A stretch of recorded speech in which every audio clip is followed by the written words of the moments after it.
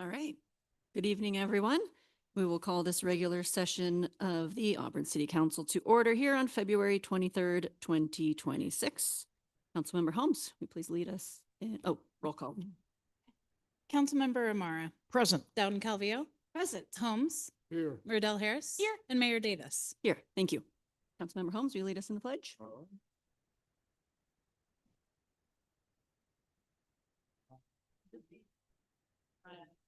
The United States to the republic, one nation, under God, indivisible.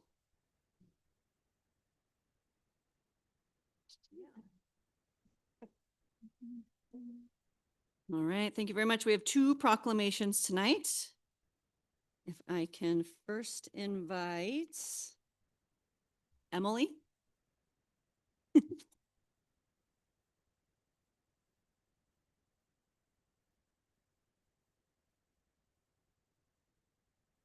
You?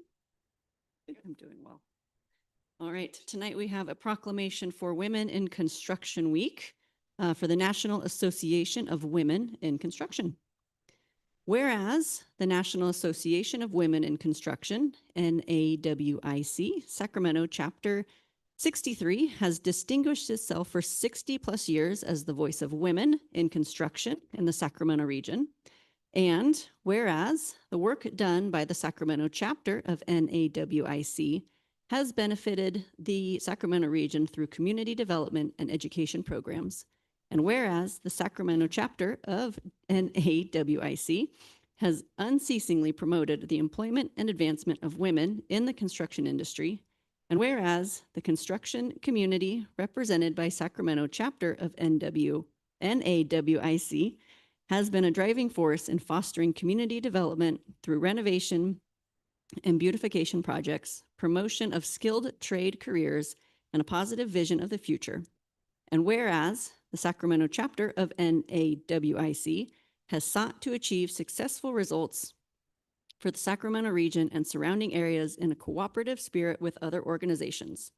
Now, therefore, be it proclaimed that I, Mayor Kelly Davis, on behalf of the Auburn City Council, do hereby recognize the National Association of Women in Construction, Sacramento Chapter 63, and its many dedicated volunteers for its steadfast work on behalf and support of women in construction, and do proudly proclaim the week of March 1st through the 7th, 2026 as Women in Construction Week, and encourage our citizens to congratulate the organization on its many accomplishments.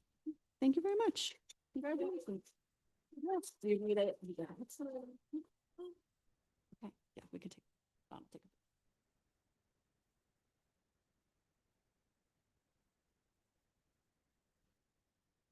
Thank you very much. Congratulations. Don, you gotta send that. Wasn't fast. As someone who was a woman who started her career in construction, I would like to say extra congratulations because it's not, there's not always a lot of women out there on the construction site with you. So there's some pretty awesome women in construction out there. So congratulations. And Dirk and Donna Fry.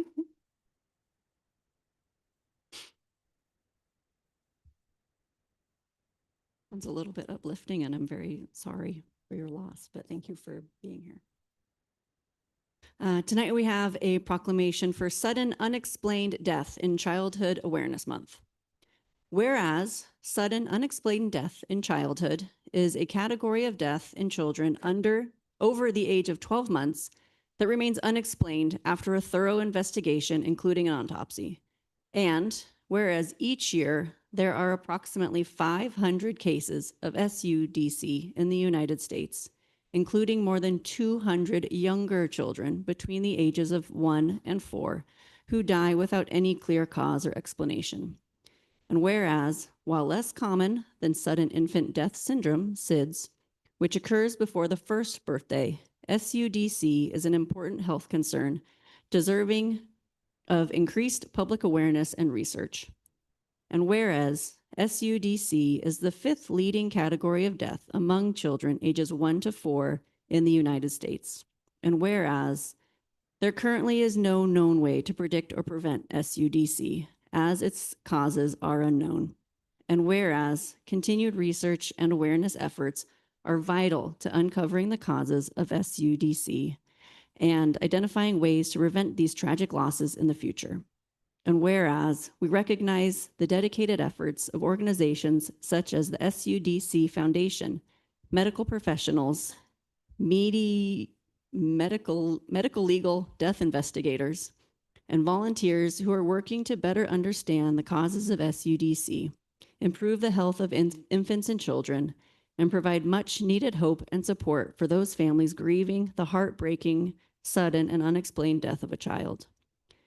And whereas Sudden Unexplained Death in Childhood Awareness Month provides an opportunity to honor the memory of young lives that ended too soon, show encouragement and support for the families and loved ones devastated by their loss, increase public awareness of SUDC and the need for ongoing research efforts in search of answers. Now, therefore, I, Mayor Kelly Davis, on behalf of the Auburn City Council, do hereby proclaim March 2026 as Sudden Unexplained Death in Childhood Awareness Month, encouraging all citizens to honor the memory of the children gone too soon, support unaffected families, and join in efforts to raise awareness, advance research, and work towards a future free from SUDC. And I'm so sorry. That's my mom. I give you that one. Thank you.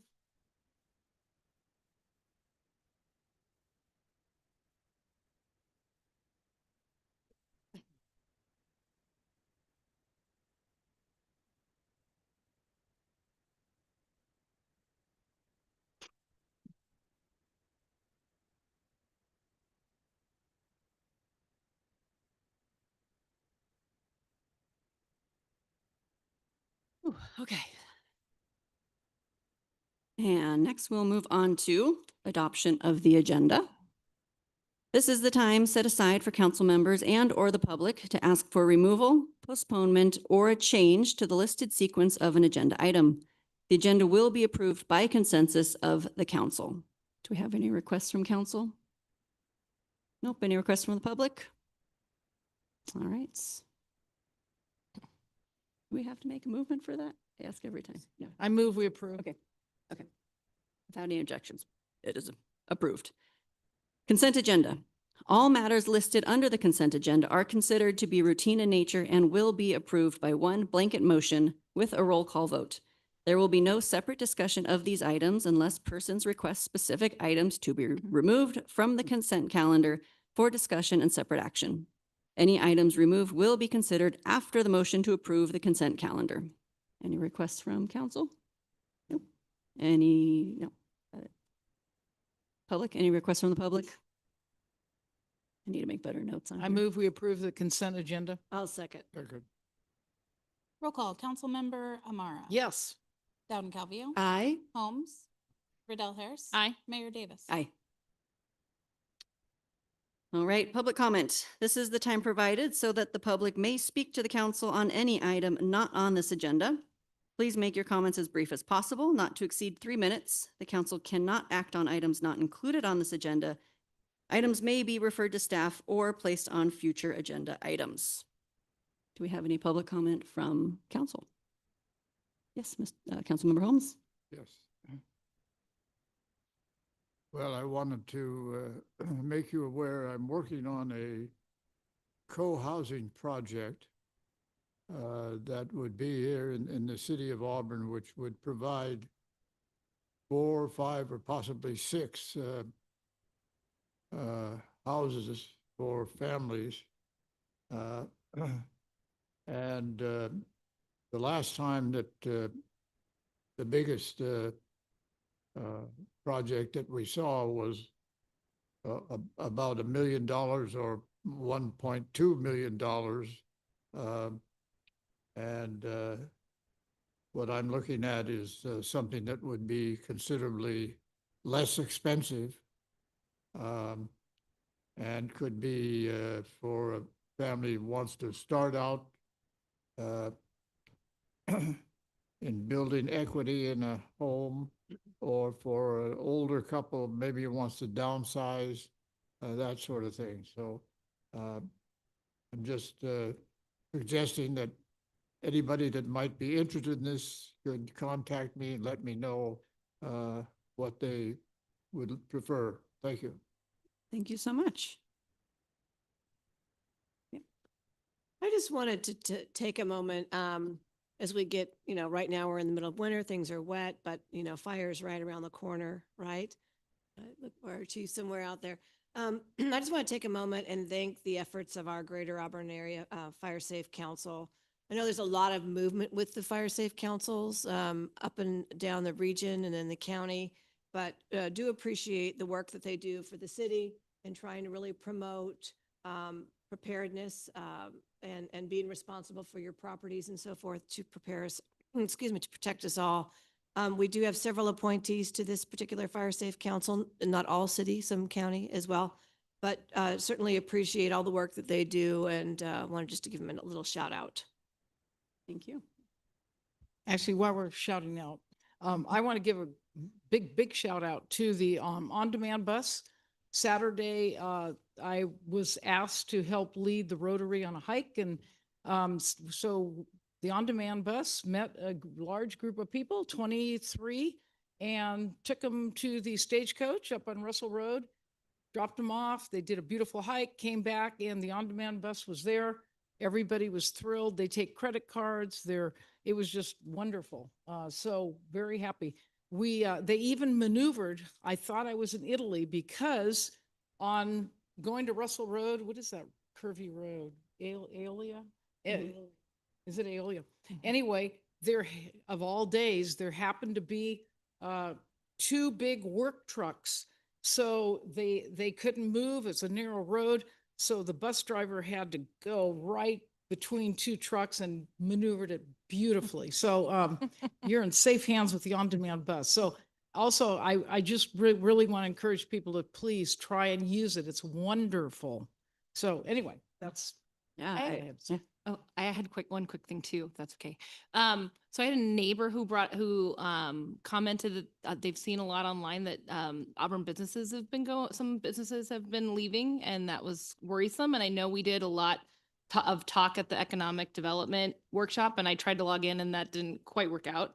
So I was wondering if there could be some kind of summary or something that lets people know kind of what we're doing to address some of those things, because there's a public concern out there about how we're addressing those businesses that are leaving and we're bringing in more businesses. And I know there was probably a lot of that conversation at that meeting, but I wasn't able to attend remotely, and I don't think we have anything any recording of that. So it'd be great to. It did get recorded. It It's on did? the city's YouTube page, yeah. Oh, it is? Okay, Yeah. because it didn't happen on the day of though, because I couldn't find it on the. No, it was Okay. posted a little bit after. It Okay. is up there though. Okay, so do we have a high level, rather than people having to sit through like 2 hours, do we have a high level summary of? We kind don't of have, what we we're can create doing? that though. Okay, I don't know. It would be kind of nice because I get that question a lot, because whenever someone posts online that somebody's leaving, we're doing a lot of things, but some of them are so long term that it's kind of hard to understand how they contribute to bringing Right. those businesses back. Right. I thought that might be Yeah, helpful. okay, yeah, no problem. Thanks. Yeah. And thank you to Jonathan. It was a great town hall. Heard great things about it, so now I get to watch it. Yay! I didn't realize it was online. It's popcorn. Yeah. Yeah. It's entertaining. And we got a ton of good, I think, feedback and data to work through. So thank you, Jonathan, for helping with that, and Economic Development Commission. It was really neat, and we will do some more town halls. On the topic of on-demand, it is great, and there's an app, and we'll be sharing more information about it as we can. So, but the app is so easy. It's like Uber. You request a ride, they pick you up, take where you want to go. Oh, I had one more thing. The Placer boys and girls basketball teams are in like the third round of the finals or something like, and it's tomorrow night. Both teams are playing at Placer tomorrow night. So if anyone wants to go see some good basketball games, I hear they're doing really well. So just wanted to shout out to them for all the good work they're doing. Yay, awesome. And my final public comment is I'm just wishing my husband a happy birthday. He is home with the kids tonight. So if you're watching, happy birthday, and hope you're having a great time.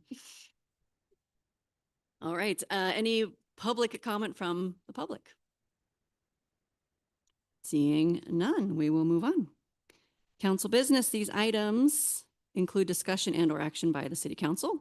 Tonight we have a fiscal year 2025-26 mid-year financial update.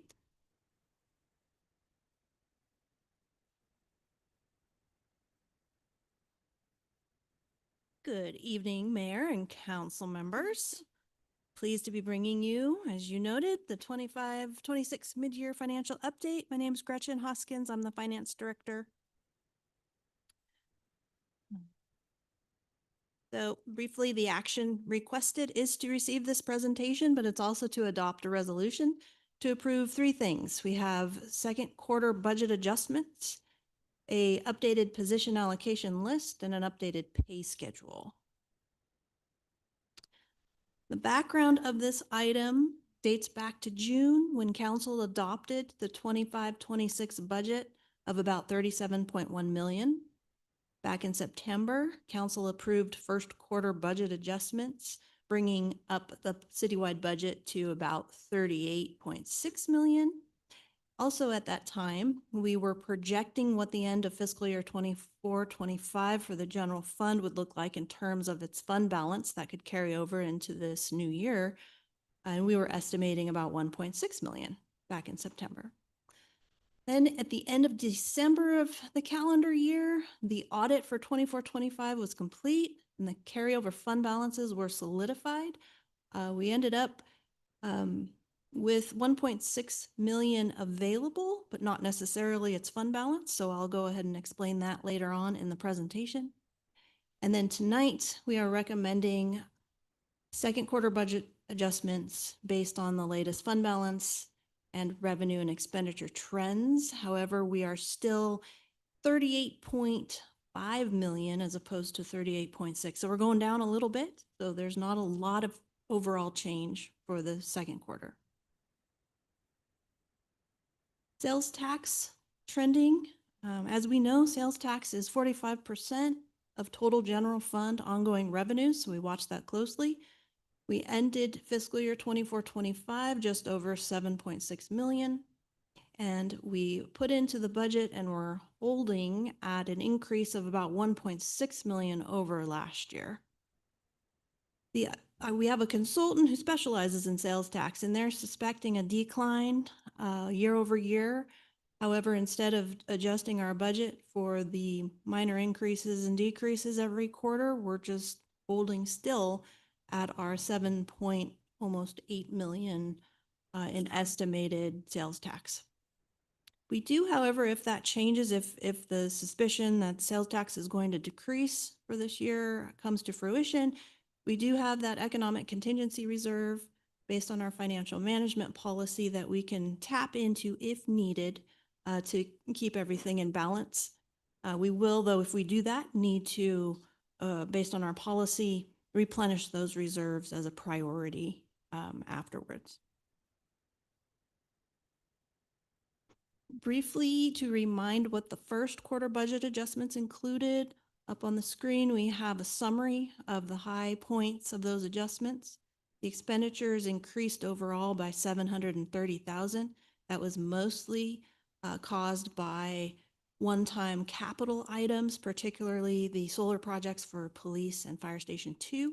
And there was also a rather large increase for our unfunded pension liability payment. We have a required minimum CalPERS payment we have to make each year, so we were adjusting for that. Carryover fund balance. So I alluded to this a little bit of the 1.6 million that we estimated back in September. The official financial reports are reflecting, based on the audit we just finished, the general fund balance at 854,000. The difference between the 1.6 has to do with our accounting requirement to report out on modified accrual accounting basis. So we had some grants that we claimed reimbursements for expenses that occurred in 24-25, but we didn't get the revenue until after 60 days of the close of the fiscal year. Based on accounting rules, we can't count it towards last year. We have to count it as revenues towards this year. So that was about 534,000. The grants that involved was the COPS grant and the Safe Streets for All grant. And then there was an additional 234,000 that carried over related to what the auditor deemed as potential expenses, but staff don't believe those expenses will materialize. We're including that in the 1.6 million now available for 25-26. The second quarter budget adjustments, when all is said and done, with those grant revenues now reflected as adjustments up against total revenue versus fund balance, we are recommending overall with first quarter and second quarter budget adjustments, a use of about $1.3 million worth of that 1.6 million. The remaining amount that is not earmarked, not yet budgeted for anything at this point is 362,335.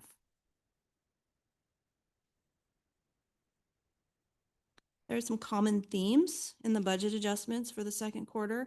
There's actually 187 adjustments, but they all net out to hardly anything at all. But there's a ton of movement up and down across hundreds of accounts. Common themes are kind of some good news related to transit occupancy tax, charges for services, fees and such. And those are based on what our city and what your council has done over the past year or so to increase and augment TOT revenues and revise some of our fee schedules, like for fire and planning. So we're seeing the good news results of that with some revenue increase.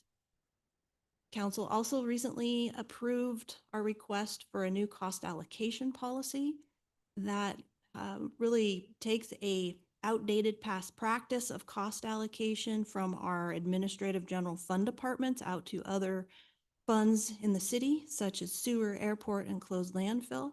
And it allows us to spread our costs appropriately across those other funds. Operational expenses in some areas are delayed, just haven't gotten to certain types of activities yet. So our expenses in some areas are trending less than anticipated. However, we did see some one-time personnel and capital repair costs that we weren't expecting that absorbed most of the savings, which is why it's kind of a wash. And then ClearGov. This is our first year fully utilizing the entire system. We had about 50 personnel adjustments throughout all of the departments for salaries and all the benefits, FICA, everything that's involved. And so with that first year, we were able to use the system to update the budget based on the regular merits that folks receive, if there were any reclassifications, any adjustments to employee benefit selections that happened in January, we were able to true that up. So this should be a very, very accurate way to budget our salaries and benefits. But again, it's our first year, so I'm watching it closely to make sure it's doing what it's intended to do.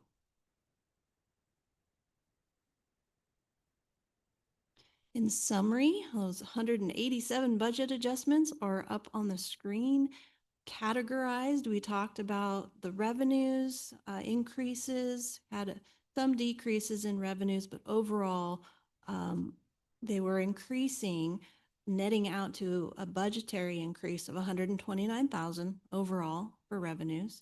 And then on the expenditure side, we had, again, the unanticipated costs for capital and employees, of various reallocations, reductions, and new projections for hundreds of operational account expenditures. And that ended up being a good news of a decrease in total citywide expenditures of 115,000.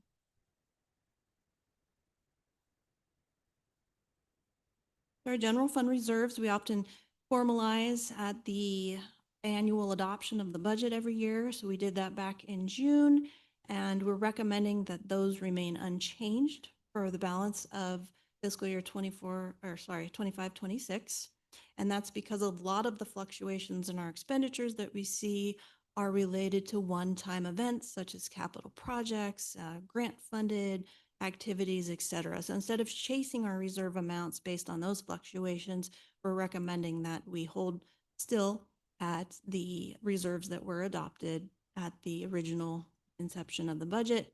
We are still maintaining and holding true to our financial management policy of at least 40% of our estimated sales tax for our economic contingencies reserve and overall total general fund reserves of at least 25% of total general fund routine one-time expenditures.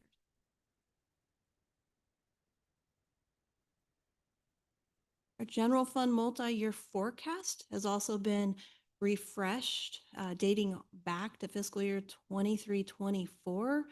Our audit did have a restatement of $96,000 for that year, so that's now reflected here. One of our deficit years improved a little bit, but we're still showing almost 1.2 million deficit for 23-24. And then our actual fund balance, according to the financial reports for fiscal year 24-25, at a positive 854,000. And now with our balanced budget for the mid-year in 25-26, we have 362,000. The forecasted years, just wanted to highlight that for some points here.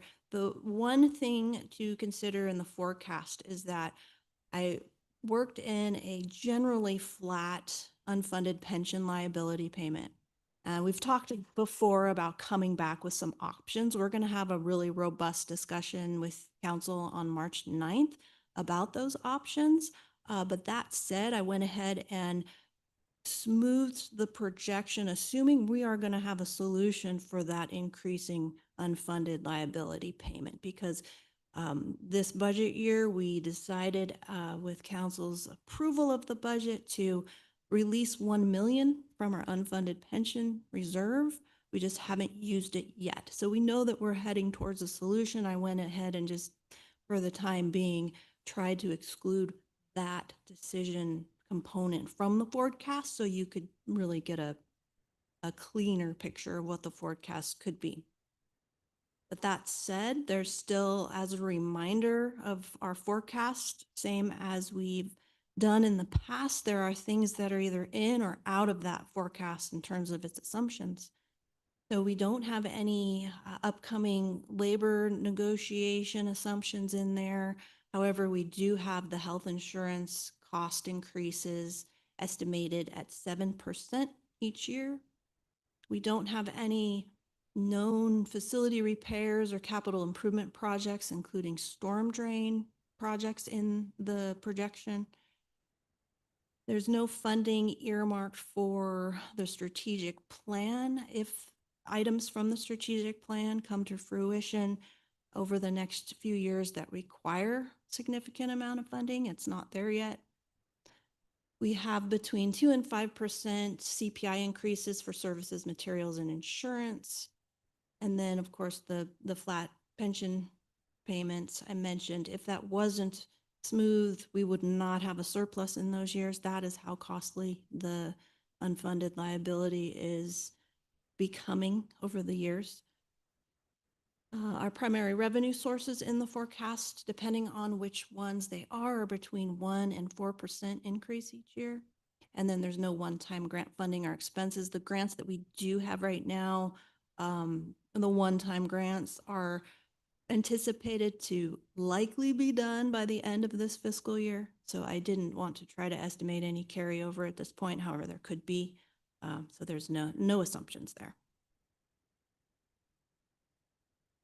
Then, of course, we have the other funds in the city, not just the general fund, but I've highlighted a few here that have more significant budget adjustments. And the airport fund, we have an increase in expenditures of $354,000. Those are all funded by external sources, whether grants or insurance repair projects. In the sewer fund, we had an additional expense for a sewer study come through, some sewer emergency repairs, and also alignment with some of the active planned projects, resulting in an increase of $558,000 to the budget. And the transit fund is a much needed decrease in expenditures, and that's all attributable to our new cost allocation policy, where we chose to omit the transit fund from allocating administrative general fund costs, with the preference on providing services versus funding administrative costs. So that fixed the transit fund's deficit that was starting to materialize to the good. And next we have the defederalized CDBG fund. This is the fund that has provided most recently some business reimbursement for some of our business projects. The decrease is only to align better with the amount that's currently available in the fund for those uses. So the decrease of 40,000 leaves a budget of 40,000, but there is 74,000 remaining. So we can up that if needed, but I didn't want to assume a higher budget than the amount that was already available. And then finally, the asset forfeiture fund, there's a decrease in revenue. I had put in there 500,000 for a settlement that I had heard about for the Drug Enforcement Agency coming, that could potentially come to the city. It doesn't look like that's necessarily a done deal. So I went ahead and took it out of the forfeiture fund for now, so we wouldn't get our hopes up. And then this table is all of the city's funds with its estimated fund balances, estimated as of June 30th, 2026. So these will definitely change, but wanted to get that up there. All of our funds are trending as expected for their fund balances, even the ones that are in the negative right now. With the airport and sewer funds, there's been a planned intentional reduction in the fund balances year over year, trying to get, particularly in the sewer, doing projects that are going to draw down uses of that fund balance. That fund balance is there to do rehabilitation and improve the system, and that's definitely what we're using it for. One kind of sidebar to that might not be as obvious is that as we start to draw down our fund balances citywide, that's less money in our bank account to invest. So our interest earnings are going down because we're spending our fund balances as planned. Just kind of a good news, bad news, not bad news, but just informational. Okay, and then we transition from the numbers, and next we talk about the revised position allocation list and pay schedule. So all of these changes except for one have already gone to your council for approval. You'll see the police departments and fire departments ups and downs, a net of 0 position increases for the city. But the last one, the senior building inspector change to building official, that is for your approval tonight as a reclassification of that position. As I'm sure you've heard, our current incumbent has received the training and certifications necessary to be the building official. So this would be the transaction to make that official and adjust the salary as needed for that. Again, there's no increase in the overall positions. And then the pay schedule is updated just to reflect where needed these changes that have already gone before you since the adopted budget went forward. Okay, so that wraps up the presentation and a little bit on next steps. Just a reminder, we still have the city's transparency website for folks to go in and look in rather good detail our revenue and expenses across the city. March 9th, we'll bring back our pension recommendation for the use of the 1 million. And departments will be preparing their fiscal year 26-27 budgets already, starting as early as next week. And then we will monitor the current year and come back with projections and information as we go along. And in June, we'll bring back the proposed and final budgets for fiscal year 26-27 to your council. Be happy to answer questions. Thank you very much. Do we have any questions? Yes. Councilmember Omar, we'll start at the end. Sure. Thank you. That was a very informative presentation. I just have a couple questions. On the staff report, our sales tax budget is estimated at 7.8, which is a 1.6 increase year over year. But this year, we don't anticipate getting that. Is that correct? I wouldn't go that far as to say we don't anticipate getting it. With sales tax, the projection changes every quarter based on the fuel sales for the city. And so instead of chasing the budget every time there's a threat of a decrease, we're just holding with the budget for now that we adopted back in June. Okay, to see if our estimates at that time materialize. If they don't, we have a fallback approach to look at reserves or even use some of the unearmarked fund balance if we need to balance the budget. okay, so that's the fallback, Yep. okay. And, but they are, our company that have employed are suggesting that over the next few years, sales tax should increase. Yes. Is and that the projection That's their and projection. our assumption? And that's another reason why I'm just holding flat, just to see if it recovers. Okay. And couple more questions.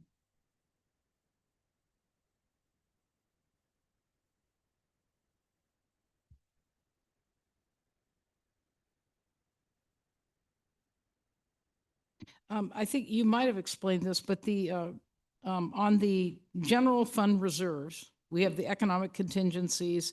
What is the unassigned again? It's 95,000? Yeah, unassigned changes daily. So it's just the change in our cash and what's available and what's not been spent.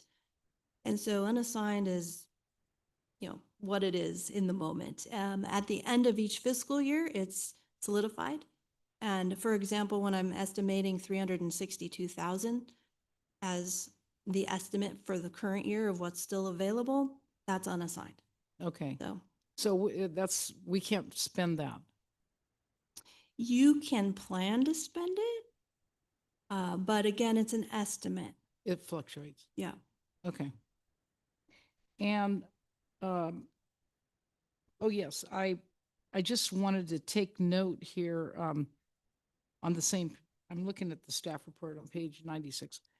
So you have the, entertainment zone and wayfinding contribution.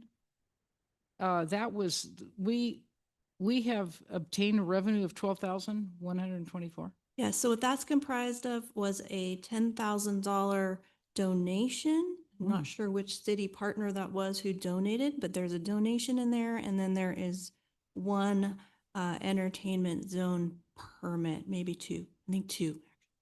Great. So far, so good then. Yes. And the EV charging revenue is 21,000? Yes, and that's up from our original budget estimate. Great. That's good to hear. And so the trend is then going in a very positive direction. Yes. And so by what we're doing, we just keep this going then. Is there anything that we should look at more closely? Oh, from my perspective, I think the city's on the right track with doing what we're doing. Don't stop. Keep diversifying revenues and educating folks and trying to see what we can do with certain measures and such. If we do that and are successful, definitely the trend will be positive. Keep doing what we're doing with our staff too. Don't go too fast. Same lessons learned from the past. So just keep expenditures where they are. I mean, we're still with expenditures not doing what we could and should be doing in terms of planning, repairing, replacing, those types of things. So we're not out of the woods, but if we keep doing what we're doing, it can only get better. Good. Thank you. And and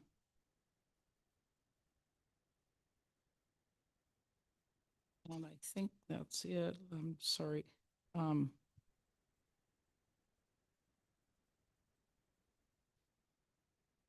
I may have more questions. Okay. Can I add something quickly to respond to one of your questions? So if you look at the chart that has the reserve numbers, the blue and the orange that we have seen multiple times on page 97 in the staff in the agenda. So if you look at the positive balances going forward from this year all the way out to the end of the model, as Gretchen said, that doesn't include any capital expenditures and it doesn't include any staff raises or anything else as far as like negotiations.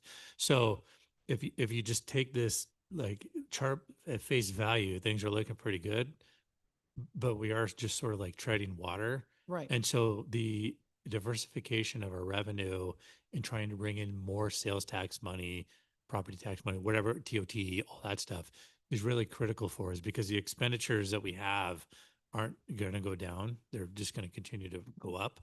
And so we need to meet that going up with additional revenue to offset those increases. Otherwise, we're just going to continue to just kind of float along, which isn't good for the infrastructure that we have or the employees either. So really important to continue to hammer on that, the new revenue sources for us. Thank you. That's important because this, so then if I hear you, what you're saying is that this does not account for us doing any type of capital improvements and things. It's the general kind of maintenance of effort on streets and roads. So just whatever we're doing now, which is not a whole lot, it's just using the SB1 money, basically gas tax money, but nothing like the storm drain problem that we just had over the weekend. That's not accommodated in this budget. And so now we need to figure out how to pay for that storm drain sinkhole that opened up. Right. And so that'll be coming out of most like the positive fund balance, because there's nowhere really else to get that money from. If we have stuff like that happen without additional revenue to offset that, then we get stuck in a position where we would need to pull from reserve. So we need to continue to push to try to find those new revenue sources through the annexation that we've been talking about, TOT, potential hotel, cannabis, all that stuff that we've been working on, and just kind of building that, like expanding the size of the pie, I guess, on the revenue side to make sure that we have additional money to cover those ongoing costs that we know that we're going to have eventually come up. I think, and equally important is to look at our expenditures, which I think we have been, and I think we're doing a very good job of that. Right. So, thank you. Thank you very much for the presentation. I appreciate it. I love seeing that we're heading in the correct direction. So thank you very much. And thank you also, Mr. City Manager, for really pointing out that yes, those revenues are looking good, but it doesn't account for all those, again, negotiated labor contract changes, health insurance, and those facility repairs. And those are all very important things that we do need to keep in mind when we are working on each year's budget. So, but at least we're moving in the right direction. So that's very positive. I appreciate that greatly. Just looking at our estimated fund balances, and can you just remind me again, because we're in the negative on the school park preserve impact fee, 157,000. Yes, it's a very small footprint. So if any fees happen to be paid in that development area, that's what we get to help. Yeah, Bring it's just down it's that so estimate. slow because Mhm. I know that that's been around for almost 20 years now, so it's just very slow. And then the transit, it's very minimal, but $1,700. So Right. this was wondering what that was. The, Yeah, we have a negative, or I mean, was it projected to be that way or just for transportation? transportation. Sorry. Yes. So it's really just chasing the numbers when it's that small. It's timing is part of it with the way that the transportation funds are received a little bit in arrears than when we're Yeah. actually paying.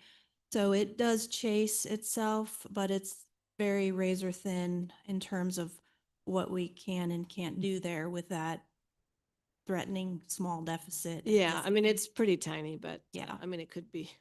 I think other jurisdictions have larger, so.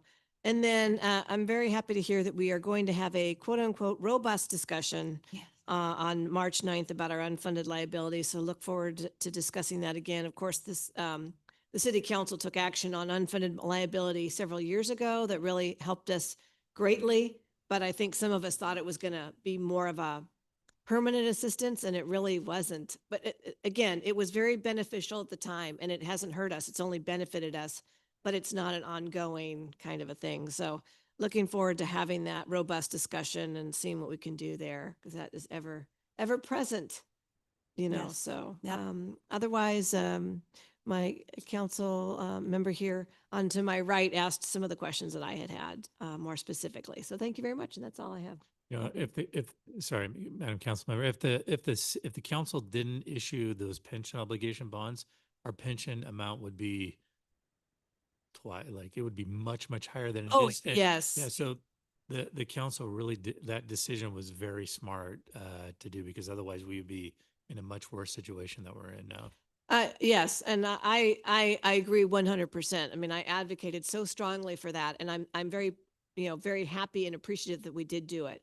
I'm just saying, I think that some of us thought it was going to be a little bit longer lasting. And I'm again, incredibly grateful that we did that. That saved us a huge amount, especially given where we were just a year or two ago. So, I mean, that would have even had a worse impact on us in that during those times. So it was absolutely the right move.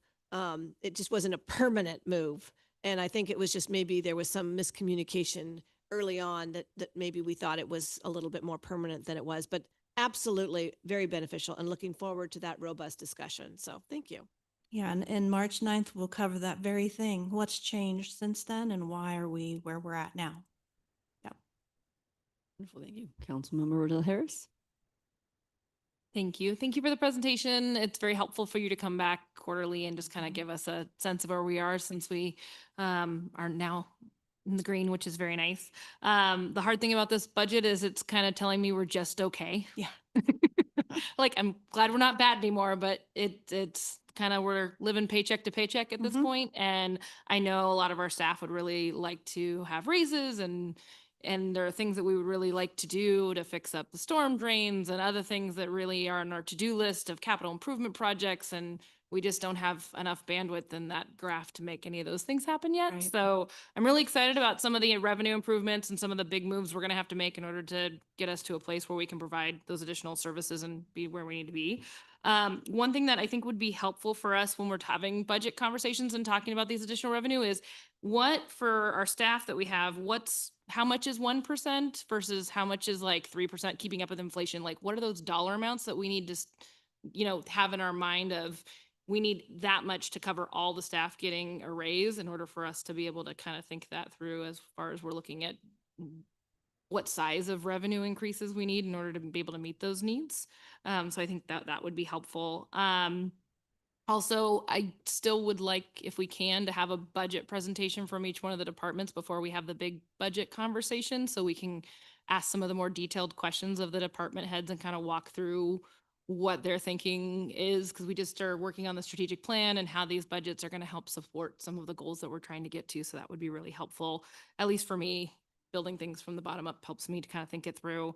A summary or a presentation on the solar projects and kind of how they end. I know that they got accomplished, but did they come in on budget, and how much are they producing? And kind of, we had big plans. Are they doing what we thought they were going to do, and how that's working with our bills and things like that, I think would be helpful too. Just all the kind of the little pieces put together that all make up the budget. And then the last question I had is one that it is just a kind of a thing that's floating out there. There's a lot of things floating out there that could mess with the budget and get us in trouble. Like if we have multiple years where we've already used our reserve, that can get us in trouble. But there's a new proposition that's floating around that's about retirees not paying property tax. And so it's been out there quite a bit that they're getting signatures for a new proposition where anyone who's, I think it's either 55 or 65 would not be required to pay property tax at all. And so because we have a large number of retirees who live in our homes in this area, I think it would be important for us to get information together about what impacts that would have on our community, because most of those property taxes come to us to be able to provide services, and that would have a really dramatic impact on local government, more so than probably other things. So I just want us to kind of have our ducks in a row for that conversation if it does get enough signatures and ends up on the ballot in November, because that would be really concerning for us. So that's just another big thing out there that could create a lot of problems for us, but I just want to keep an eye on that.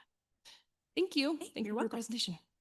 Absolutely. Councilmember Holmes, any questions or comments? Well, I'd like to move We're not quite. We have to do that public comment still. that we approve the. We're not ready fiscal for, we're not What? ready, we're not ready for movement yet, but We gotta do public your comment. motion. Do you have any questions? year- No. Okay, no questions. Any public comment? All right. Okay, now, Mike. Okay, go ahead, Mike. All right, thank you. I'd like to move that we approve the fiscal year 2025-26 second quarter budget adjustments and approve the updated position allocation list and pay schedule. Councilmember Amara, Yes. Dowden Calvillo, Aye. Holmes, Aye. Riddell Harris. Aye. Mayor Davis. Aye. Thank you very much. You're welcome. All right, next we have our city manager report. Sorry, I was making a note to remind myself to look at the proposition because it's kind of scary. Online, half the people are like, yay, the other people are like, what the heck would that do to Yeah. everything? It's really Yeah, that interesting. would be pretty detrimental. So Bix, are you gonna talk about the EDC thing more? Oh, me EDC, go for it. Okay, so not this past week, but the week before, we had the kind of first of several town halls that the Economic Development Commission is putting together. That one focused on sales tax. Really good presentation by the mayor about like what sales tax is and how we get that and how important that is to the city. Moderated by the EDC chair, Jay Ross, with the mayor providing the context for that discussion, and a panel consisting of me, Downtown Business Association President Dallas Drake, Old Town Business Association President Kat Ike, and Auburn Chamber of Commerce President Manuch. I'm not going to pronounce the last name because I don't want to butcher it. And so about 75 people at that. It was actually very, very well attended and up on YouTube now for folks to take a look at. On the economic development side, we brought in a new vintage showroom, which is a monthly pop-up vendor event, featuring 100% vintage, antique, retro, repurposed furniture, decor, apparel, and more, to downtown Auburn at 131 East Placid Street. So kudos to Jonathan for getting that in. I'm just kind of And I a think it's important to point cool- out, it's where the rug shop was, but it's the back of it. Yes, So you have to go from the parking lot. around the back. Yeah, so you won't see it from downtown, but you gotta look around for it. It looks very cool. It's in the back, like Placer Land Trust, like the parking lot. Yeah, where the rugs were stored in the back. Yeah. Yeah. And then the other one I wanted to talk about was the storm drain collapse I was talking about. So late last week during the snowstorm that we had, which is kind of strange, the city's largest storm drain, one of the city's largest storm drain lines, in the parking lot where Grocery Outlet and Ace Hardware is, failed to an excessive loading from a semi-tractor trailer that was traveling above it, actually parked on top of that storm drain there. So that actually collapsed the storm drain. The truck fell into basically a sinkhole there, needed to be removed out. So we got Hall's Towing out to move the tractor trailer out of the way, covered up the sinkhole with trench plates to cover it to make sure they didn't continue to collapse. And we will be bringing to council an emergency action on the next council agenda to get that replaced and repaired as quickly as we can. So not a good situation, but we were able to get that dealt with pretty quickly, thanks to Mengel and his crew. So that's kind of the big stuff I got. I can answer any questions that you have. The report's online, be posted on Facebook. And if folks want to get it through the city's agenda mailing list, or through the email list, there's a link on the website to get that. So make sure to grab that if you can. Thank you very much. Any questions? Nope. Okay. Public comment? Nope. Future agenda items, discussion and identification of topics that require attention in upcoming meetings. This section allows council members to propose new ideas, unresolved issues, or projects that need further planning or discussion. Any future agenda items? Nope. Nope. Yes. You do? Well, I've brought this up before. I think we need to take a closer look at certified local government, because if we qualify for that designation, we may become more available for grants and so forth from the state level and at other places. Okay, thank you. Any future agenda items? Okay, thank you. And finally, we have city council committee reports. The purpose of these reports is to provide council members with an opportunity to inform the city council and the public about projects and programs discussed during committee and commission meetings. Councilmember Amara, any updates? Sustainability met, and We had a presentation from Sarsis, very informative. As you know, they're working on bringing the salmon closer to Auburn. They're working down at the Ophir Road Wise Powerhouse. They're working on recapturing water and planting coastal redwoods to taking out the blackberries, planting coastal redwoods to shade the ravine, and that would allow the salmon to get closer. Also, there's work, and they're working with staff, I've heard, to some extent, to have a bike trail that will connect along the ravine at some point in time. There also we're testing water in the Auburn Ravine and the North Ravine, and there is some movement in terms of water temperature lowering, so that's a good thing. And with regard to waste reduction, Jeff Davis, who's also part of sustainability and Rotary, is actually working with Trex, and he's picking up large quantities of plastic from Rotary is also participating. They're doing most of the legwork. They're getting plastic from the various large grocery stores and companies that have plastic, and they're bringing it over to Don Whitaker at his place, and he has a compressor and a place to store it, and then they're selling it to Trex. And so it's really an important part of our mission, which is to clear plastic and help recycle it. And Trex will pay them, and Rotary is going to receive some of the revenue from that. Finally, the front lawn, that's another project that Rotary is also helping us with. Mr. D'Ambrosia is working on the irrigation with that, and we're working on revenue sources. So far, Placer Resource Conservation, there's a grant, and I believe that'll pay for most of the irrigation. So that's moving forward. And then we have our, let's see, we're working on just our Facebook page, and that's basically what sustainability is working mostly on right now. And then I wanted to, again, indicate that, or tell you that we did that, I led that hike down Stagecoach with Rotary. If anyone has not been there, and I'm just shocked that there was many people who haven't been on Stagecoach. The history there is amazing. So use the on-demand bus, and I think we will, in the near future, I don't want to speak too soon at the risk of it not happening, but oh well, if it doesn't happen, that's fine. Then everyone can be mad at Menschel. Anyway, we're going to, we're hoping to extend the hours very soon so that people can go downtown and then call the on-demand bus and then take a ride home.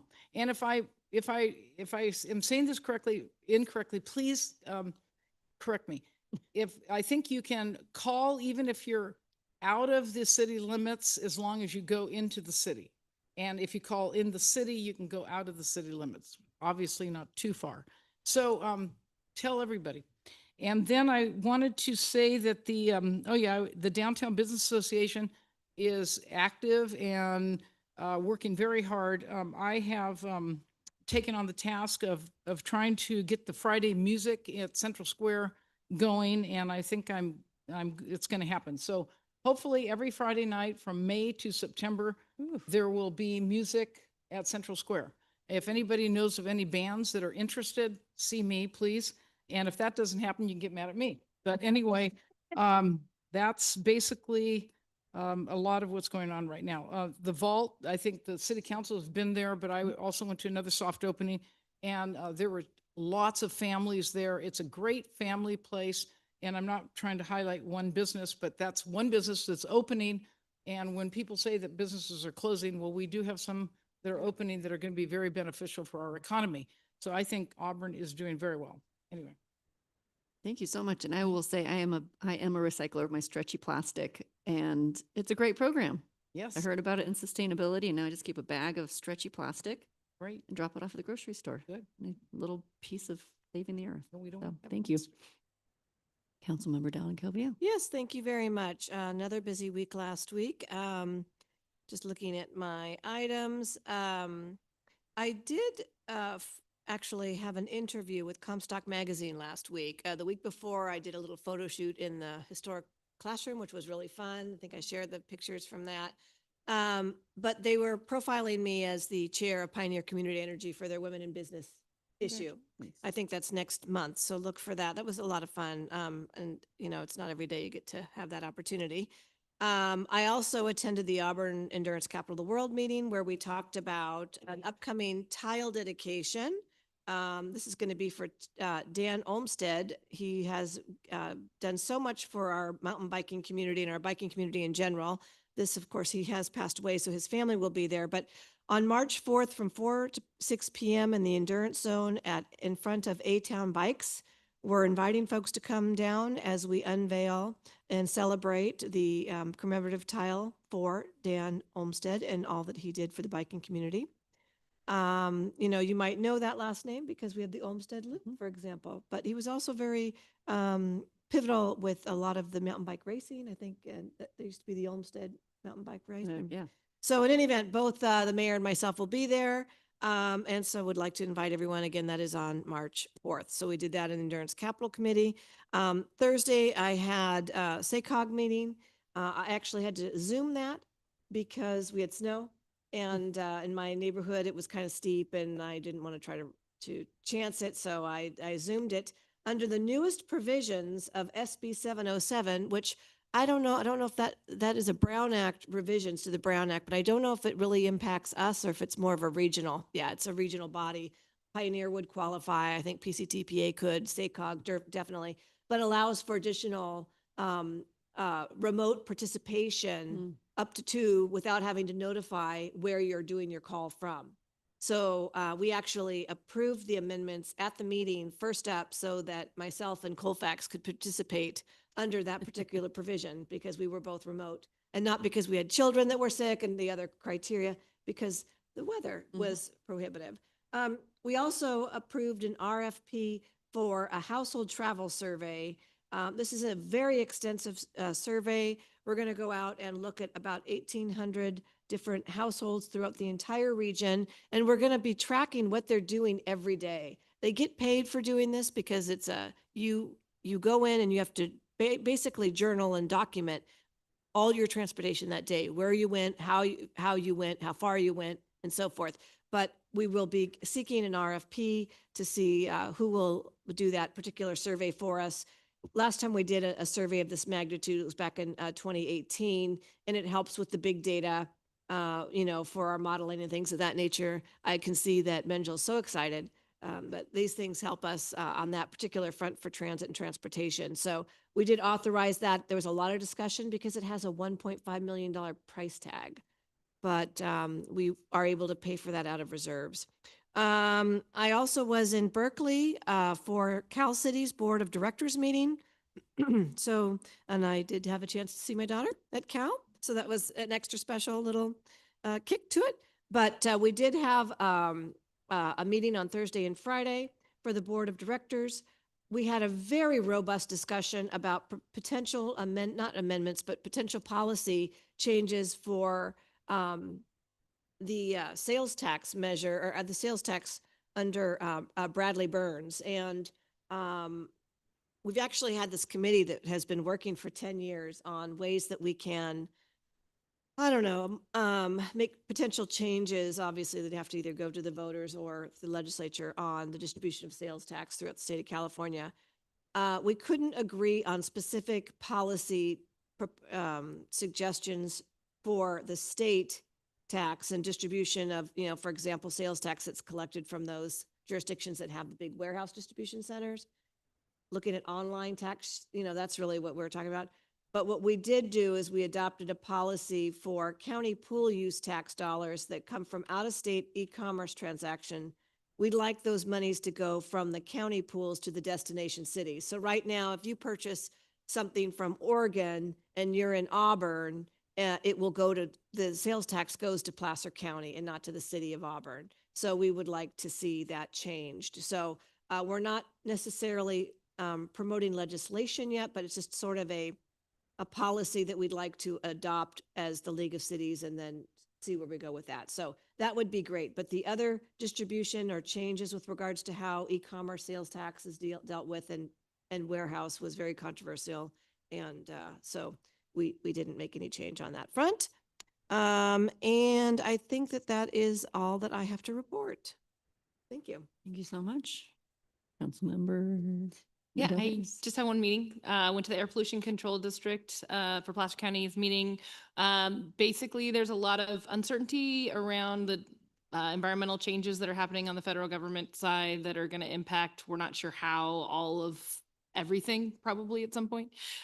So they're trying to figure out how to plan for the future with a lot of uncertainty around air pollution management. So that'll be interesting.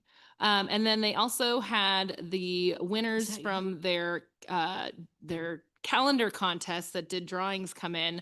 I have to go get them out of my car, but I'll leave them in the break room. I got some extra calendars if anyone wants some cute kid picture calendars. And they had all the winners come in and we presented them with their awards and pictures of their pictures and all that kind of stuff. So that was really fun to get to see all the winners. It was kindergarten all the way up through high school. So it was a fun group of kids. So yeah, They had some very impressive art. I looked at all of it. some of them and, were very impressive. Yes. I couldn't Mhm. convince my kids to throw their hat in the ring this year, but It was the first one. So they're going to do it annually. So next year there'll be more opportunities. So that's all I had.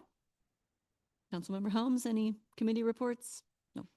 All right, mine was economic development, so you stole my thunder. Any other comments? No? All right, seeing none, we will close this meeting. Thank you very much.